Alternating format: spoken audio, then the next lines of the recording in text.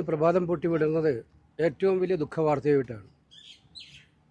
വയനാട്ടിലെ ജനങ്ങൾ ഒന്നിന് പിറകെ ഒന്നായിട്ട് ഇങ്ങനെ ദുരന്തം നേരിട്ടുകൊണ്ടിരിക്കുകയാണ്. നമുക്കറിയാം, പ്രളയം, അത് കഴിഞ്ഞ് മാനാനിമൽ പ്രോഫിറ്റ് മൂലം ആളുകൾ മരിക്കപ്പെടുന്നത് എല്ലാം ഒരു സംഭവമായി മാറുന്നതിന് ഏറ്റവും ഒടുവിൽ ഇന്ന് രാവിലെ നമ്മൾ കേട്ട വാർത്ത വളരെ വളരെ ഞെട്ടിപ്പിക്കുന്ന ഒന്നാണ്. സംശയം പാടിക്കടുത്ത് സംഭവിച്ചിരിക്കുന്നത്. 3ഓളം ഗ്രാമങ്ങൾ അങ്ങനെ തന്നെ ഡിവാസ്റ്റ് ചെയ്യപ്പെടുന്ന ഒരു സാഹചര്യമാണ് ഉണ്ടായെന്നാണ് പ്രാഥമികമായിട്ട് നമുക്ക് കിട്ടുന്ന വിവരങ്ങൾ. ഇപ്പോൾ തന്നെ 10-24 പേരുടെ മരണം സ്ഥിരീകരിച്ചു കഴിഞ്ഞിട്ടുണ്ട്. അത് വളരെ ദൗർഭാഗ്യകരമായ കാര്യമാണ്.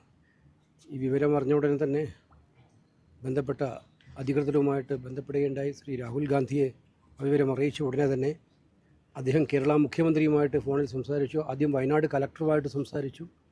അതിനുശേഷം കേരള മുഖ്യമന്ത്രിയുമായിട്ട് സംസാരിച്ചു. സാധ്യമായ എല്ലാ നടപടികളും സ്വീകരിക്കണമെന്ന് ആവശ്യപ്പെടുകയും അതിനെന്ത് സഹായം വേണമെങ്കിലും നൽകാൻ തയ്യാറാണെന്ന് വിവരം അറിയിക്കുകയും ചെയ്തു. അതിനെ തുടർന്ന് അദ്ദേഹം സൈന്യത്തിൻ്റെ സഹായം തേടണമെന്ന് പറഞ്ഞു. അതിൻ്റെ ഭാഗമായിട്ട് കേന്ദ്ര പ്രതിരോധ മന്ത്രി ശ്രീ രാജ്നാഥ് സിംഗുമായിട്ടും രാഹുൽ ഗാന്ധി സംസാരിച്ചു.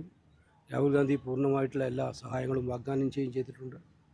എന്തായാലും എല്ലാ ആളുകളും ഒത്തൊരുമിച്ച് കൂടി നിന്നുകൊണ്ട് ഈ ദുരന്തഭൂമിയിൽ സഹായഹസ്തവുമായി എത്തുന്നതാണ് ഇപ്പോൾ നമുക്ക് കാണാൻ കഴിയുന്നത്. അത് വരും സമയങ്ങളിൽ കൂടുതലായിട്ട് എല്ലാ രക്ഷാദൗത്യവും, സാധ്യമായ എല്ലാ രക്ഷാദൗത്യവും അവിടെ എത്തിക്കുക എന്നുള്ളതാണ് നമ്മുടെ മുമ്പിൽ ലക്ഷ്യം.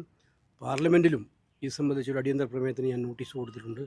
ചർച്ച ചെയ്യണമെന്ന് ആവശ്യപ്പെട്ടുകൊണ്ട് ഈ ഗൗരവകരമായ സാഹചര്യം കേന്ദ്രം ഏറ്റവും ഗൗരവതരമായി കാര്യമെടുത്തുകൊണ്ട് എല്ലാ തരത്തിലുള്ള രക്ഷാപ്രവർത്തനങ്ങളിലും ഇൻവോൾവ് ചെയ്യണം എന്നാവശ്യപ്പെട്ടുകൊണ്ടുള്ളതാണ് അടിയന്തര പ്രമേയം. രാഹുൽ ഗാന്ധി വയനാട്ടിലേക്ക് പോകുന്നുണ്ടോ?